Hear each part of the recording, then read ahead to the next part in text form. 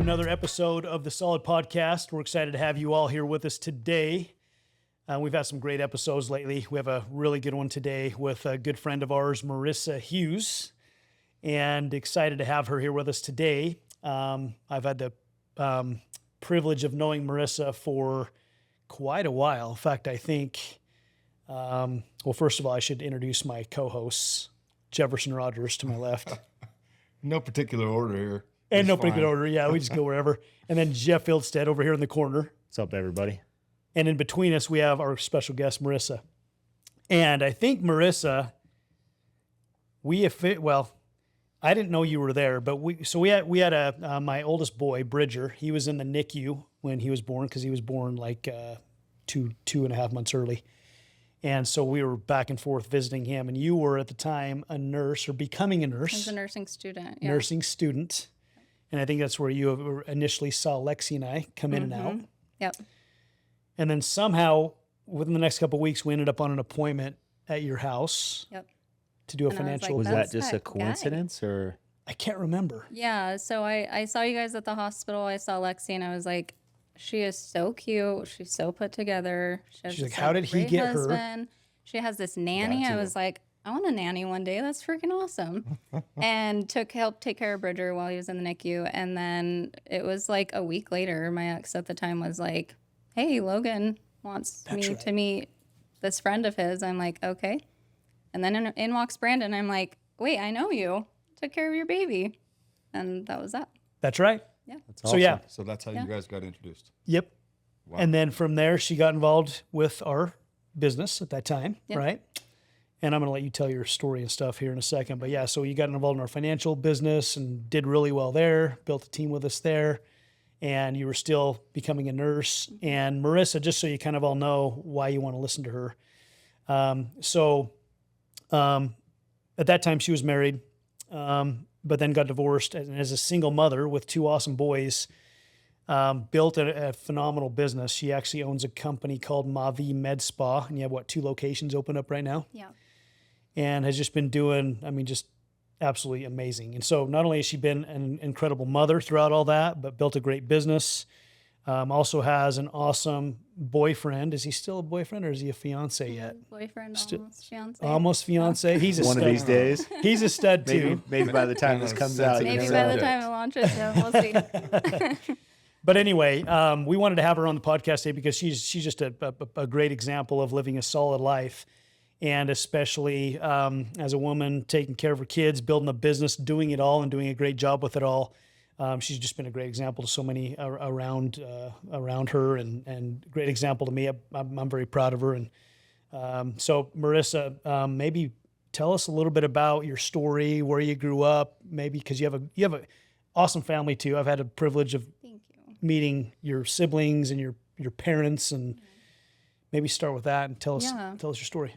I grew up in a small farming town called Arlington, Arizona, in the middle of nowhere. It's like less than 200 people, and very humble beginnings. We had 6 kids in our family, and I'm the 5th of 6, so shared a bedroom with my brothers most of my life, and amazing parents who are hard workers, and just, I don't know, I look back at my childhood and I'm like, I had so little, but I really felt like I had everything that I needed. I didn't ever really feel like I went without, but at the same time, I knew that the world was so much bigger. And I have a little sister with a heart condition. She spent most of her, first 3 to 5 years in the hospital. And so I think that is partly why I wanted to go into medicine. I always just knew that I was going to be a nurse one day. And I've got a lot of memories of helping to take care of her and wanting to fix her. And, then I look back at like my path and I'm like, man, I was such a dreamer when I was living in Arlington. I was like, I'm going to get out one day and like go live this amazing life. And then I moved to Cedar City, Utah, which is like, why did I go to Cedar? I don't know. I Huge think compared to Arlington. Arlington, though. huge, yeah, huge compared to Metropolitan. Arlington. Yeah. But long story short, I moved there. It was way too cold. I was wearing a jacket year round, and I was like, this sucks. So ended up getting married, moved to St. George, did my nursing degree at Dixie, and then ended up going through a divorce in the middle of nurse practitioner school. I had had my second baby 2 months after graduating nursing school. So I was pregnant when I graduated, and right before graduating, my ex lost his job, and so I was like, okay, I'm providing, and from that point on, I was never not the breadwinner for our family, unfortunately, and so I decided to go back to NP school. At the time, I worked at the hospital, I did home health and hospice, worked at a nursing facility, and was approached by a cardiologist in town who said, I'm starting a vein center. And I took care of some of his cardiac patients at the nursing facility. And so he knew who I was. And I told him no. And I was working like 60 hours a week at this facility. And for some reason, I felt obligated to be there because I took a job there and committed to these patients. And ended up realizing that was really stupid because I had a good opportunity in front of me. And so I called him back and went in and we met, and I was like, I know nothing about veins, starting a vein center, but I will be the hardest worker that you've ever had. And he hired me on the spot. And really, I feel like that was such a blessing to me and really a pivotal point in my career where things shifted. And I felt this hope again that I'd be able to, provide for my family, but not anticipating the divorce, obviously. Mm-hmm. Yeah, that's how that all started. In the middle of NP school, when I went through the divorce, I had 2 breaks a year through my school, and everything fell apart the night before Thanksgiving. And I called my school and was like, I need a break. And they said, if you take a break, you're dismissed from the program. And I was only halfway through, and I was like, okay, well, I can't give up. Like, I've got these little boys. They were 6 and 3 at the time. And so I took the one break that we had at Christmas, 2 days after Christmas, and my family came up and moved me out of our house, and we started over. And you kept pushing all the way through. Yeah. Through the MP school, you finished it. Yeah. How long ago was that? I graduated in 2019. Okay. Yeah. So it's been almost 9 years since our split. And yeah, I mean, I remember being so devastated and just thinking like, God, this is not like how my life was supposed to pan out. Like I had really good plans for us, and for my kids. And I remember just like apologizing to them as they'd be sleeping in their beds, like thinking, how am I going to do this? I've been doing it on my own from a provider standpoint for a long time. I know I can do that, but I was just about to approach the point in schooling where you have to do your preceptorship, which is basically 20 hours a week where you're working at somebody else's clinic to get your rotations in for free. But I had to maintain 32 hours at my full-time job to maintain my health benefits and to keep a roof over our heads. So honestly, like I don't know how I did it other than I took it minute by minute. Every day was. What a great story, though. Yeah. Because what if they would have let you off the hook and let you come back whenever? I think about that all the time. Yeah, The story wouldn't be nearly as good. Well, yeah, I wouldn't have Mavi. I wouldn't have my practice, because what happened after my divorce is I felt this incredible, immense anxiety. Like, how am I going to do this? And I went to my then boss, who's actually now my business partner. And I just said, look, like, I got to figure out what I'm going to do. And I don't know what that looks like, but I'm going to do something that nobody can take away from me. Like, I'm going to create something that is my own. At the time, I was very much functioning like a partner to him, but there was no pathway. At the vein center. Yeah. But there was no pathway for me to obtain ownership or to have that stability. And so I told him, like, I had considered pursuing music. I write and sing, and I was like, maybe I'll just freaking move to Nashville and like go try and be a singer. And then You're a great singer, by the way. Thank you. Like, very good. I just thought I don't want that life for my boys. So I don't know. Through prayer, I just was like, God, I don't know what you want me to do and what I'm supposed to do, but put it in front of me and I will do it big. And I had a few weird things with aesthetics fall in my path. I'd never been in a med spa. I'd never had a facial, no lasers. I didn't even know what Botox was. And I had this cute medical assistant in the vein center, and we always laugh at this story, but her brows were always very off. And I'm like, Hannah, why are your brows like that? And she's like, it's Very subtly. Yeah, she's like, it's the Botox. I'm like, I don't think it's supposed to do that. And she's like, well, maybe you should get trained to do it. And I'm like, well, maybe I will. And it hit me Is when that really where it started? That is where it started. Wow. Yeah. Somebody's crooked eyebrow. We were in this procedure and we're joking about this, and my patient that I was working on her legs, she was like, well, yeah, if you do that, like, sign me up. Like, I would trust you with my life. And I sat there and went, all these patients that I'm seeing every day, like, they know that I would do anything for them, and that I genuinely will care for them, not for money, but because I care about people. Mm-hmm. And I thought, well, maybe I could do that. And so I started doing some research and, like, literally, what is aesthetic medicine? Mm-hmm. And I found a conference in Dallas that was basically like A to Z, how to run your own med spa. And I was like, I'm going to go and just see what this is all about. And so I went to this conference. I was the only one there that didn't have a med spa. It was in the situation that I was. Everybody else had practices, you know, they were well versed in the industry. And there was a speaker up there, and he said, you know, he's talking about how most of you will never do anything different in the next 5 years. You're all just doing the same thing, expecting different results. And he's like, close your eyes. What does it look like in 5 years? I closed my eyes and I saw a med spa, and I didn't know what that was supposed to look like, but I texted my boss and I said, I'm going to start a med spa. And he was like, whoa, wait a second. And I came home and I just went hard down that path of like... Well, wait a second, like, I don't want to lose you?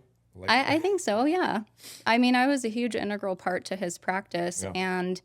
And two, I think he was like, hold the phone, you don't even know what that is, you know? So I came back and I had told him, like, I have to do this, and I don't know what that looks like. We had already built his practice up from nothing to multiple locations, and we worked really well together. And he said, well, how can I help? And so that's how it started. So while finishing NP school, I started this business. The location that our first practice is in, the Revere Health building, that's where his vein center is. And they were just about to break ground on this new 80,000 square foot facility. And I'm like, hey, we should see if we could get in that building. And he's like, yeah, there's no way they would let a non-Revere entity in that building. And I'm like, well, I always wondered how you ended up there. Yeah. I'm like, well, just ask, you know, what's the worst that could happen? And so we put this pro forma together and presented it, and they said yes. And so I was like, try? Okay, yeah. I'm like, all right, well, let's go. It is The answer's interesting though, always no. because you never see like a med spa. Like, I mean, technically most people look at that as a hospital. It's not really a hospital, but it's yeah. But you never see that. I always wondered, how did you make that happen? That's pretty awesome. Outside the box. We just asked. Amazing what happens when you ask. Yeah. Well, and I knew that if we were going to do this, we were going to do it big. I saw an opportunity in southern Utah to do something different. I really felt like people would like the concept of natural looking aesthetics. Like I've seen, everybody's seen a lot of really bad work. And it's what scared me about going into the industry. I was actually really scared to tell my family that this is what I was doing, because I was scared they were going to judge me or be like, what? Well, because you're so opposite of that image. You know what I mean? Like you're not that typical, stereotypical, I don't want to say, I don't know, but not the med, you know what I'm saying? Well, overfilled, overdone, materialistic, like, and to be honest with you, it made it really hard for me to get into the industry because I went to these conferences and I felt so out of place. And I remember the first like 6 months, I was like, what am I doing? Like, I don't fit in here. And then I'm like, wait a minute, that's what makes me different. You know, it can be done a different way. Yeah. And I started, we didn't have a website. You know, I was working out of one room in the vein center, which was my office that we converted into a spa room, a How long treatment ago was room. that? That was in 2019. So we started it in 2018, the very end, and then 2019 started seeing patients after I got trained. December of 2019, we bought our first laser, and then COVID hit in January of 2020. Was that a good thing or a bad thing? It was a terrible thing. Because we had to make these payments on this laser and we're not seeing patients. You know, it shut us down because Did they it was not allow elective. patients in because of COVID? Was that a rule? Yeah. Okay. So all elective procedures at the hospital stopped. And I think this is big though, because probably what gives your business that location, which in my opinion is a lot of credibility for what you do. It's like a perfect location. yeah. But at the beginning, it was probably the worst place you could have been. Yeah. So were you thinking at the beginning, like, dang, we made a mistake? If we would have been somewhere else, we could have still seen Well, patients? at the time, so the vein center was at the actual main hospital on Okay. River Road. Yeah. In one room while the other building was being built. But I'm sitting here going, cool, we're building this huge build out and we can't even see patients. I can't build up a clientele. It felt like a really big mistake. I got really creative and I made these like at-home facial curbside pickup kits that people could just come and like do them at home just to simply get people talking. And I think at that time, everybody was so desperate for something to do that they were like, this is awesome. Look what I got to do with my daughter, with my granddaughter, you know? And that alone had people talking about Marissa and Mavi. Wow. And Smart. some people not in a positive way, you know? Yeah, I was going to say, I remember some haters out there. Yeah. They were threatened by what you were building. Yeah, which I was like, what are you threatened by? I don't even have anything But yet. I remember I saw it. Yeah. Yeah. So how much do you think it helped you getting started in the med spa business to not have been already coming from a med spa and starting it from scratch? Do you think that was helpful because you were able to design it from something new that had never been done before? Looking Yeah. at it from a different perspective. Yeah, I do. I also think that there was this like naiveness to me that was in my favor. Like at first when I dealt with like haters and people talking about me like, oh, she doesn't belong in this space, like the nice Marissa was like, well, they just need to get to know me. Like I'm super nice. Like I'll be friends with anybody, you know?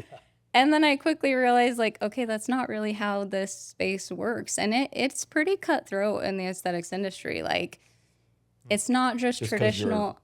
You're a threat because you're taking business from somebody else? Yeah. Is that where it comes from? Yeah.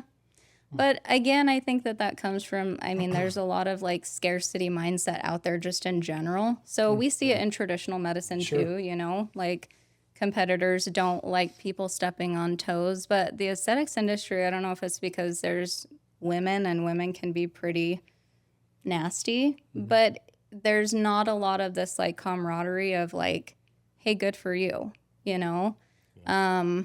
Yeah, I think the bigger we got, the bigger the target became on our backs. But there was a naiveness about me that I think served me well because I was like, I'm not going to stop until I reach my goal. And Awesome. you can like me or not like me, but I'm still me and I'm not going to change. I don't know. When I came from where I came from, like that will always be to my core who I am. And no one's going to take that away from me. What a story. I get emotional because I watched you do this. So I don't mean to like, but I watched the hours you were putting in, thinking about your boys, thinking about the situation you were in. And looking from the outside, I never saw you. You just continue to be a solid individual through the whole process. Your character just, it amazes me. So I think that was amazing. How was it with your boys through all that time? I mean, you weren't able to spend as much time with them. Yeah. You had to sacrifice to go to school, build a business, all this stress, all this stuff going on. Where do you find the strength? How do you do it all? How does somebody get through all that? Yeah. When we first moved into my house, and actually like the process of trying to find a new place to live was so overwhelming to me because I left where we were at. We were in like government housing, would you call it that? The townhomes that we were in. So rent was super cheap and my ex at the time didn't have a job. And so I was like, well, I do, we'll go. And so we were on the hunt for a new house and they're 6 and 3. They don't understand what is happening. They just know we're looking for a new place to live. And we were looking all over town, and I had a friend, bless her heart, and I look back and I think about this and I'm like, how did she think this was even an option to present to me? But she's like, I have this friend, just come with me, just trust me. She drives me out to Hurricane to this guy's house who is this single guy, and he has a room in his house that he's offering to rent to me for my boys and I. And I'm like, absolutely not. But I remember just crumbling after that night going, is this what I have to work with? Like, these are my options. I have to take my kids and go find a room somewhere, you know? We looked at another house just down from Harmon's, and the day before I signed for that house, to rent that house, a listing became available where I'm at now. And I texted my boss the next morning and I said, I need to go look at this. And ended up being the landlord was like, I've got like 6 people interested. And I'm like, I'll write you a check right now. Like, I need this house. And it was so close to where the new building was being built, which would be close to my office. It was right next to a school. I needed that for my kids. Like, all of these things that were just such a huge blessing. I ended up getting into that house, and a month later, my friend that lived close to the other home, she said, you're never going to believe this, but there were 4 break-ins in our neighborhood, and that home that you were going into was one of them. And interestingly, on that same note, the first 2 weeks after we moved in, my house was broken into, that we moved into. And thankfully, my boys and I weren't there. We were at dinner with some friends, and Vivint called, and thankfully, like, you guys had helped me get set up with Vivint. And that was a big deal to me because I have hearing loss. And so at night when I don't have my hearing aids and I don't hear well, and it created this massive anxiety for me. Like, I don't have a man in my house anymore to like make sure that we're safe. Anyway, so going to my house and watching the cameras back and hearing somebody in my home and hearing the footsteps and the door slamming, they went right to my bedroom. And it was the only place I didn't have cameras in. I do now. But that was so unnerving to me. And it was like on top of everything else that's been stripped away from me, now I don't even feel safe in your home. In my home. Yeah. And I don't feel like I have the ability to protect my kids. And that was one of the worst parts of it for me. The sound of the Vivint created anxiety for my boys. They had never experienced a security system, and they didn't know exactly what happened, but they sensed it, you know? So that was so hard. It was so hard pulling my kid out of school halfway through the year and putting him in a new school. He would latch onto my leg and just cry, and I'd have to rip him off. And I know that happens to, you know, a lot of kids. I'm not special in that circumstance, but with everything that was going on, that was incredibly difficult. And then I had people make comments like, how are you going to take care of your boys? Like, they need you now more than ever. And I'm like, well, you think? I know that, but what else do I do? You know, I could quit. I could quit school and probably live off of the government, but I'm not doing anything to help them down the road. Isn't it interesting, the people that make those comments, though, you wouldn't trade lives with? 100%. Yeah. I think that's, keep going. I just wanted to point that out because I know anybody en route to success going through challenges, especially at a moment like you're in, it's probably hard to not say, yeah, they're right, but you didn't do that, right? Yeah. I mean, you decided to keep going. What kept you keep going during that? Because most people, that's when they give up, right? Yeah. Their kids are being affected, and so then they start making, what's the word I'm looking for? Compromises. They start making compromises instead of taking advantage of the opportunity like you were. I think I just knew, like, I still remember when my family moved me into my house and my older brother was there, and he was like, hey, just take some time. Like, you can go in your room. Like, we got this. Like, we're going to unbox everything. And I remember just crying in my sweater on my bathroom floor. And I'm like, God, just like, I'm done. Like, just take us out. Like, I'm done. I don't want to be here. I don't want to do this. And I remember this very strong thought in my head and my heart. And I know that God was telling me this, like, you're not going to have the answers, but you can get back up and you can take one more step. And the end goal was to make sure my kids are okay. And I at least was with it enough to know that if I give up on them, I'm not helping them. I'm not saving them. I'm not saving myself. I love that. We've always said in business, don't let the reason you get started be the same reason that causes you to quit. Yeah. And most people do. Yeah. You kept going. It would be very easy to. And the other hard part for me is I had to immediately rely on strangers for help. Like, I don't have family here. I had to hire a nanny, which was difficult financially. I'm handing a lot of my paycheck over to a nanny, but it was so hard. I remember I hired a girl and she seemed so great. And I'm watching the Vivint camera to make sure that, she gets my oldest out the door to school. And I watch her pick up my 3-year-old and he's crying and she yells at him and she slams him down and she's like, I said, stop crying. And I remember I just wanted to run out of the hospital and beat her up. But I just wanted to save my kids from that experience because I'm like, what am I doing?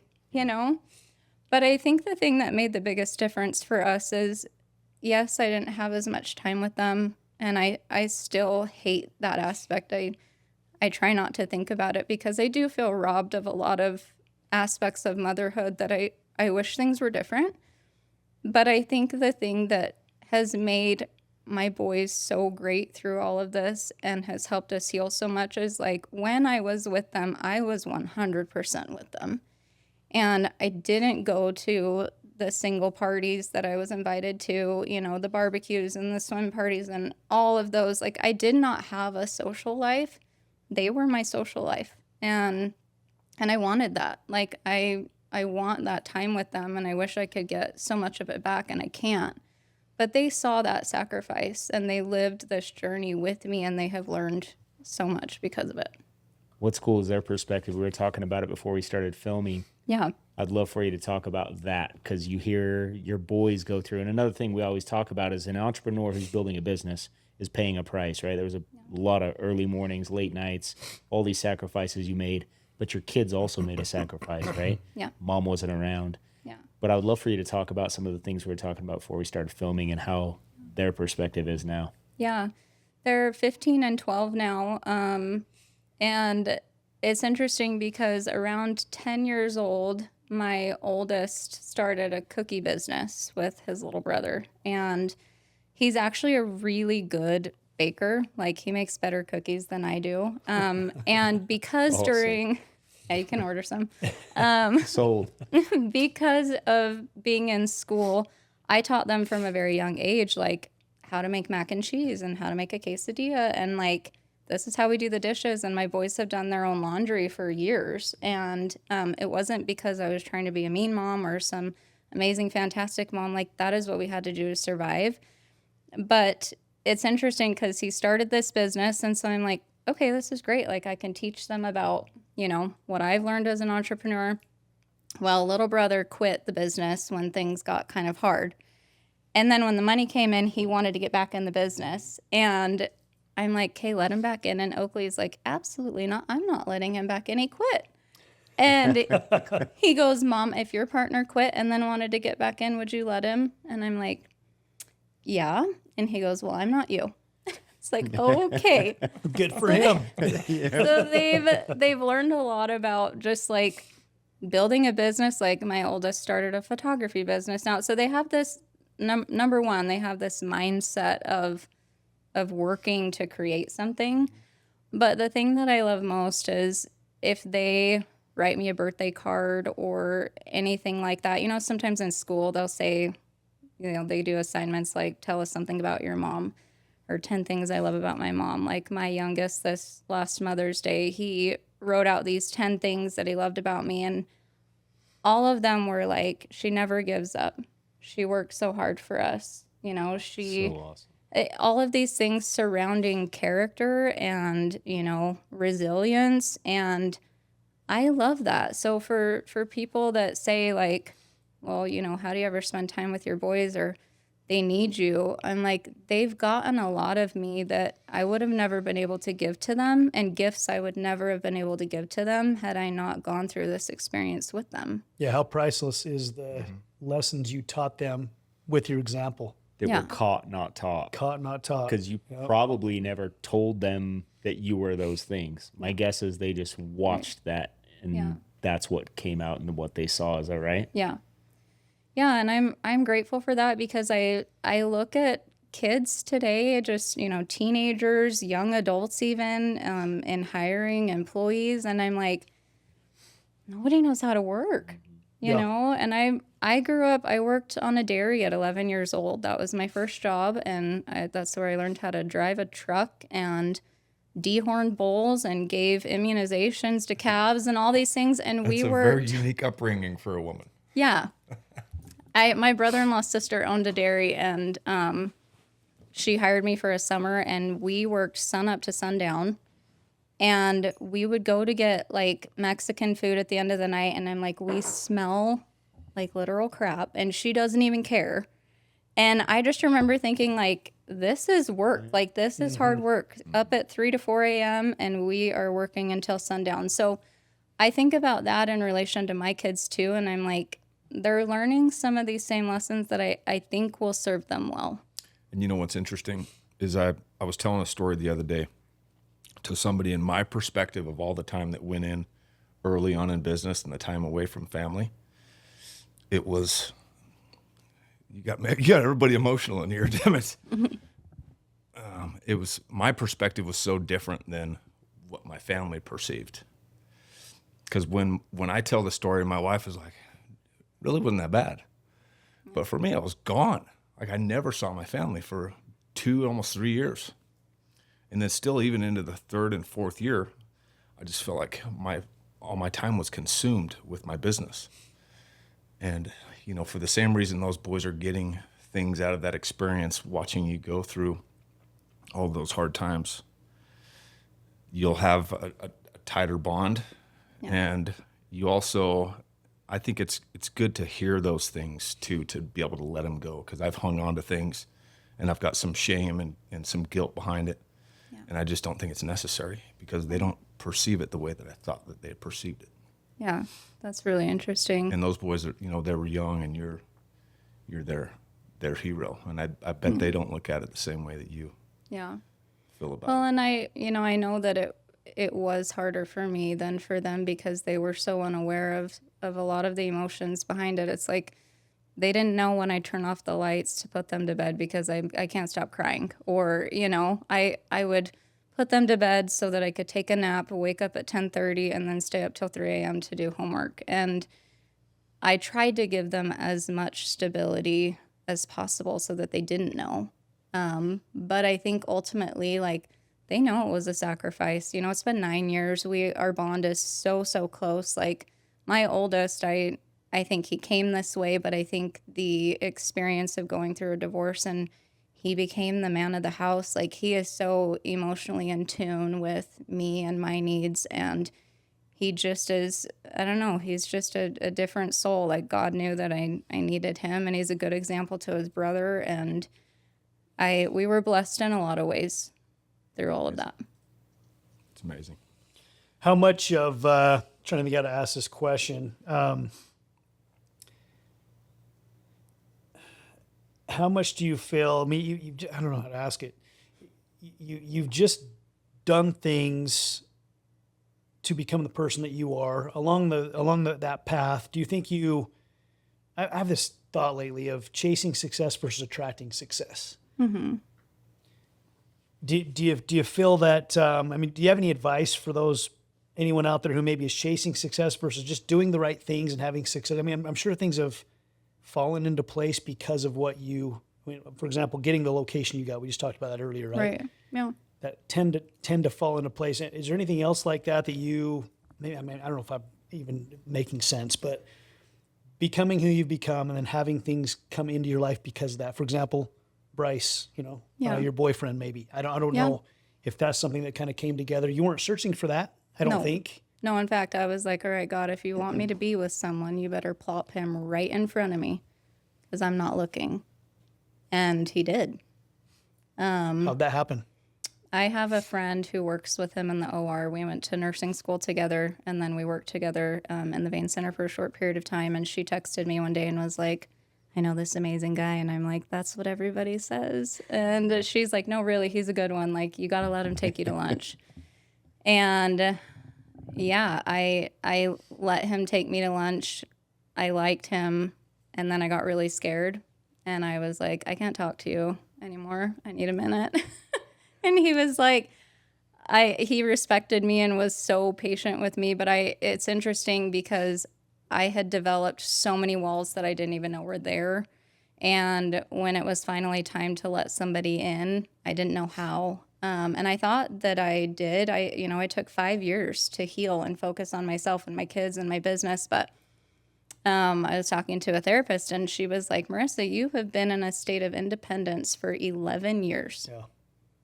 5 as a single mom and the 6 before in your marriage. And protective mode, I'm sure. yes, just fight or flight all the time. And she said, every hard thing that's come your way, in order to survive, you've put it in this box. And then you just keep going. And she's like, your box is overflowing. And you have this great guy who, you don't know if you can trust yet, but she's like, let's take care of the box. And, Bryce was so sweet and patient with me. And it's interesting because blending families is so much harder than I would ever think. But he's got 4 beautiful kids, and I've got 2. We've got 6 together. I grew up with 6 kids in my family. He grew up with 6 in his, and, I always wanted a lot of kids and felt robbed in that aspect of my life, but I feel so blessed that, I get them in another way, know? But to answer your question about, attracting success versus chasing it, I'm a firm believer that when you're a good person and you're doing good things and you have good intentions, that good will come to you eventually. Mm-hmm. It's about consistency. It's like in the vein center, I had told my partner, when I had said, I don't know anything about veins, but I'll be the hardest worker that you've ever had. I meant that because I knew that I could outwork anybody else that he hired. And it was all about consistency for me through building Mavi. And, consistency is an interesting thing because it looks like absolutely nothing is happening until one day everything changes. And I think that you do attract success. Opportunities arise when you're surrounding yourself with the right people. You and Lexi were so much of that, and even you, Jeff, I didn't know you at that time, but knew of you when I worked with Brandon. You were such a good example of that to me, and of having this mindset of you believed in me and knew that if I wanted to go make something in the financial world, that I could do that. And that wasn't my passion. So I thought, well, why can't I do that on the path that I'm going? And so it's about surrounding yourself with people who can help you attract that success. And if you're chasing it for the wrong reasons, I'm a believer in karma. And I think that, eventually that catches up to you. Did you have anybody along the way that when things got tough, they were there to help you keep going and say the right things when you needed to hear them? Yeah, absolutely. I mean, I have great friends in my life, and, the Neils were one of those people. And even though I don't have family here, I did develop relationships with people in my ward at church and in my community that really just kept me going. There were days it was just calling my family on the phone, and there were a lot of days of just isolated looking inward and talking to God, honestly. But yeah, I mean, I do feel like that's partly why I was able to get through the hard days is I had good people around me. And it's very easy to, I think, if you are desperate for relationships and for friendships, I could have very easily gone out and just dated whoever I wanted and had this big circle of the wrong kind of people. And I actually think that is one thing that supported and led to my success is I was focused on the right people, not just the right things, but the right people and having the right people around me. I think also it seems like you weren't looking for anything on the outside. Yeah. You knew it all came from the inside of what you wanted to accomplish, and you had your purpose. Yeah. And you went for your purpose and your mission, and that's how I think we should all be, right? Absolutely. Instead of trying to do it for somebody else or look for somebody else to be the person that fulfills us. It's God, it's us, and what we're supposed to do. Yeah. How did you through all this as well? Maybe one last question. Well, I got a couple questions actually. So Have you I ever got been to a one more, med spa, Jefferson? Have you ever been there? Not to hers. No. You should go because you're ugly, and you should go too. You've been there before. I have been. I got some of these sunspots that I hear that you can help me out with. All the things. No, but I was can going to help ask you. So you talked about how when you were with your kids, you were with your kids, Yeah. and you had a lot going on. How do you turn your mind off to be with your kids and be so intentional with that when there's so many other things in life going on? I literally would have to just switch off.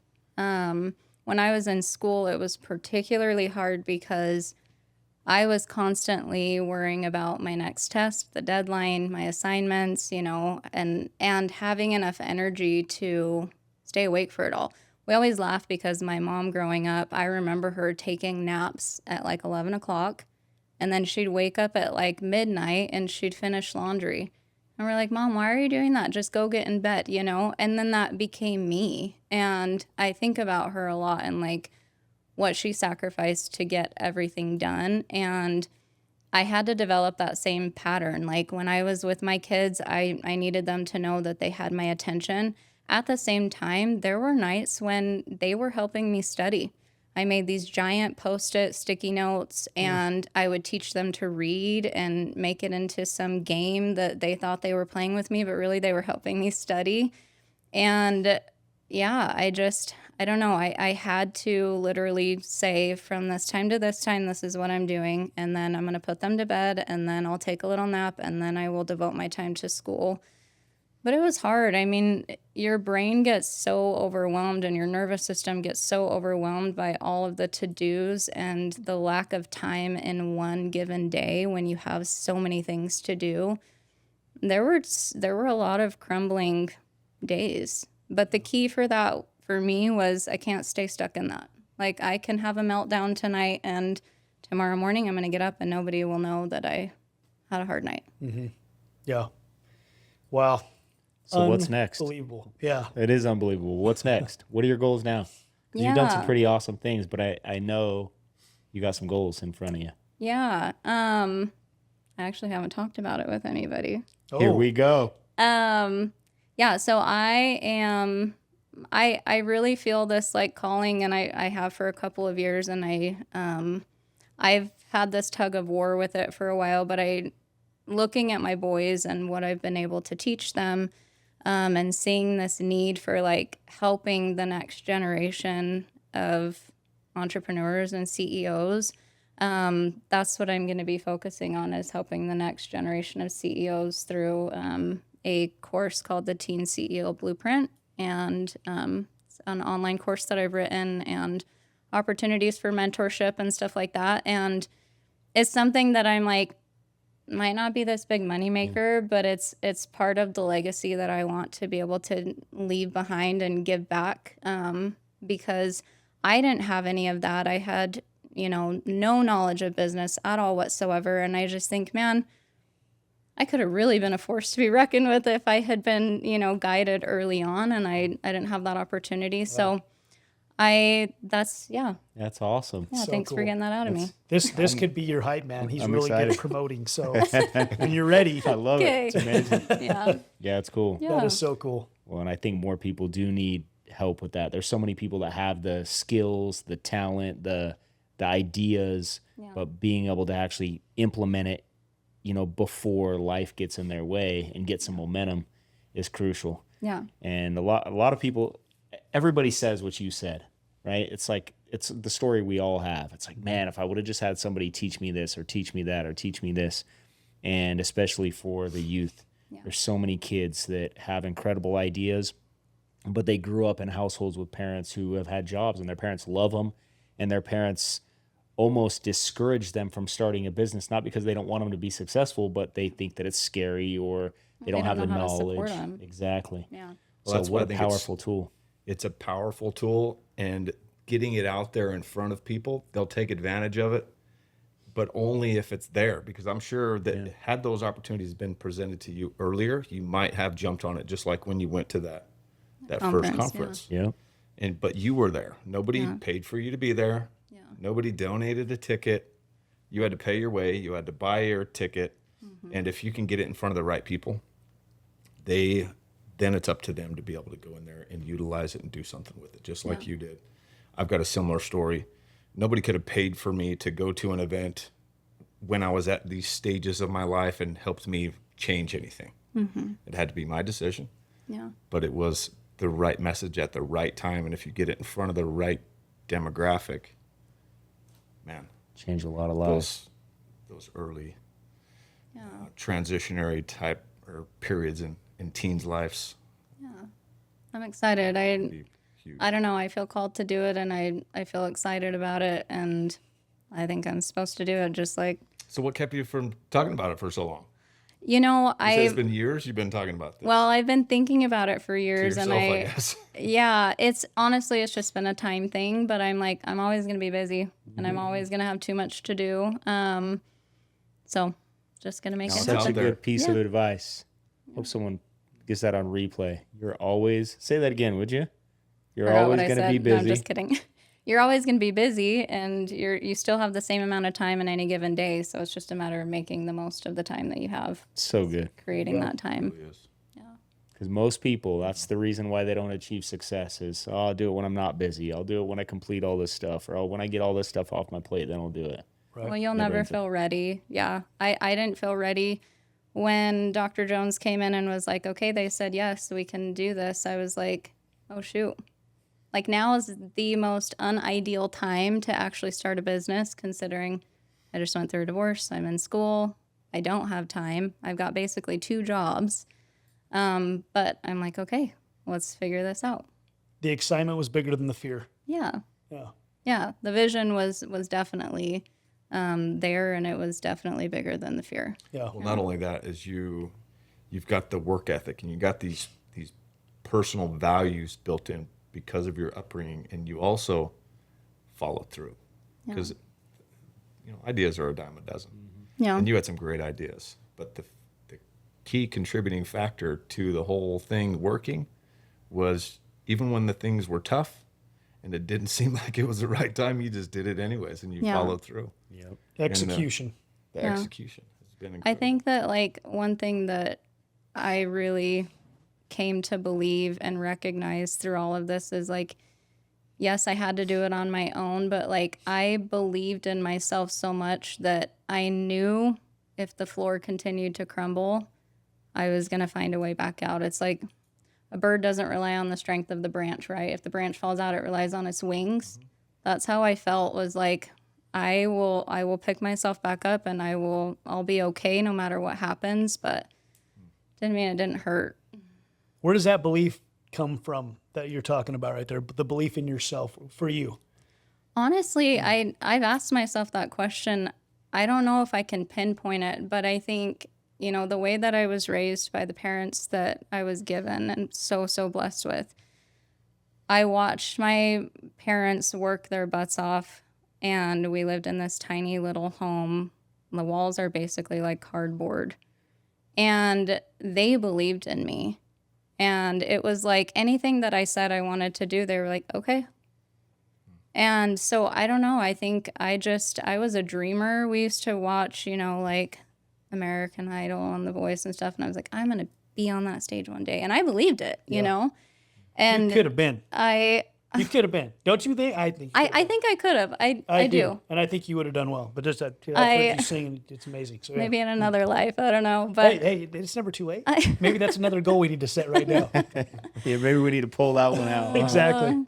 no, I don't know. I think that I've always been a dreamer. I'm a hopeless romantic. I believe that life can be great, and you can, romanticize your life and believe in big, great things that aren't realistic to a lot of other people. Like, I don't know, maybe I'm a little naive. You know what else is cool though? Is I had incredible parents that believed in me too. And my mom especially, she's just constantly reinforcing and repeating I just remember my whole life she was telling me basically how badass I was, and I believed it. And I didn't do many special things early on, but when it came to those hard times and I had the choice whether to quit or not, I've thought about it too, because most people do quit. And why do they quit? And I wouldn't. Yeah. So it's really cool now that you're in business and you're working with people that may not have that background or the family support to instill some belief in them. Yeah. And it may have come later stages in life, but it's powerful what you can do for somebody by helping them believe in themselves. Yeah. By you believing in them. Yep, 1,000%. Yeah.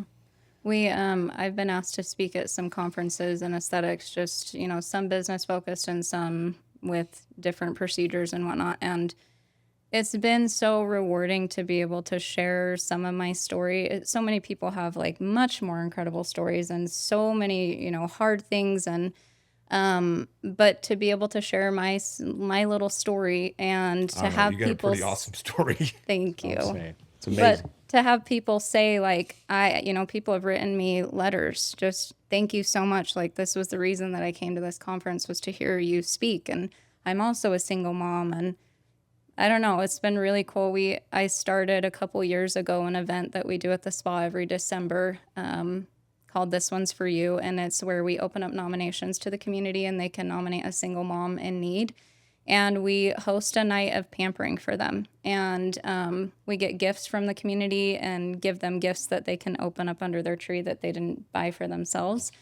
And the idea came when I was reflecting back, like early on, the very first Christmas that we had. This makes me a little bit emotional, but I needed jackets for my kids. And I didn't tell anybody, but I was stressing because I really wanted to get these nice ones because it just was a really cold winter that year, and didn't say anything to anyone and was just praying, like, help me figure out like a way to get these jackets for them. Like I want to get them like good winter clothes. And one night my doorbell rang, and on my porch there was nobody, but there was a gift bag and a book and a jar of coins. And the book was about giving when you don't have much. And in the bag were winter coats. And I sat on my porch and I cried because I was like, God was looking out for me, like somebody was looking out for me. And so I, a few years later, now having Mavi, I thought like, who is watching out for all of these other single moms? Like I am so aware now of other people that might be in my same shoes and might be going through that same hard time. And so the first year I did it, the nominations, like you would not believe some of the stories of things that some of these women are going through. And it's been the most incredible thing to be able to give back to the community in that way and be able to serve a group of, 8 to 13 women once a year and make them feel seen and loved and give them some gifts that they didn't have to wrap from their own bathroom or their own closet. Amazing. So that's been really fun. Love that. Incredible. So cool. Great job. Marissa, Thank you. amazing. Powerful. I am so excited for people to hear this. I know you, and man, you get me emotional. What you've done, it's amazing. Powerful. Just Story is amazing. yeah. I'm excited for you and Bryce and the life that you've created and are going to continue to create. Thank you. And thank you for your example in this world. We need more people like you. Thank you. You're changing so many lives, and we appreciate you being on here with us today. And we have at least much. 5 or 6 listeners that watch this. So Good. Brandon's followers, they're the 5 or 6 that watch his run in the morning. yeah, there's a few of them. So I'm excited for them to hear it. But no, really appreciate this and sharing your story and your goals and your dreams and inspiring us. And thanks for being here. Thanks for having me. Yeah, Appreciate you guys. Yeah. Appreciate it. Well, hey, thanks for tuning into another episode of the Solid Podcast. This is obviously a great one to share with as many as you can, and how many people can be inspired by Marissa's story. So be sure to like, subscribe, and definitely share with all those that you know out there. And until next time, stay solid.